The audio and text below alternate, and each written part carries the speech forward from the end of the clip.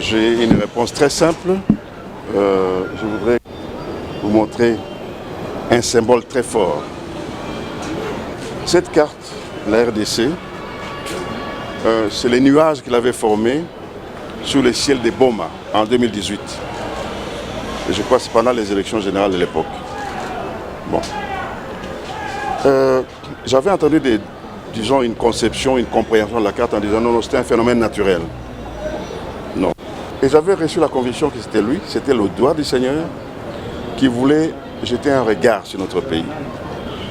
Pour dire aux Congolais, écoutez, il y a un temps de souffrance, de difficultés, mais il y a un temps aussi de reprise de contrôle de soi-même. Notre pays doit être respecté dans toutes ses frontières et même au plan international.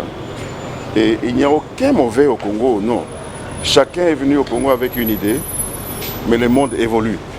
Il y a une grande détresse, il faut le reconnaître.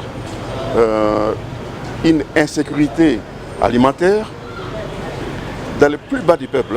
Insécurité alimentaire, insécurité dans l'éducation des enfants, insécurité physique, de l'est à l'ouest, du nord au sud du pays. Donc il y a un temps où il faut commencer à défendre ceux qui font partie de la majorité silencieuse. La majorité silencieuse représente la majorité de ces pays ici. Ils ont des problèmes, il n'y a pas de réponse. Ils ne savent pas à qui se vouer.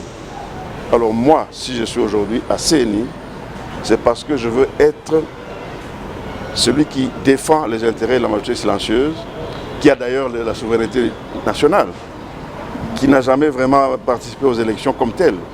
Vous connaissez le jeu électoral.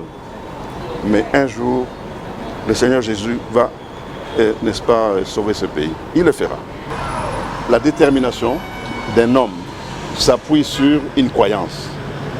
Mais cette détermination aboutit à des actions politiques réelles sur le terrain. Que l'on a vu avec Mouzé, dont je suis un des dépositaires. Mouzé n'était pas Dieu, mais je suis un des dépositaires de ce qu'il voulait faire. Et je suis certain que je vais poursuivre son action dans un sens positif.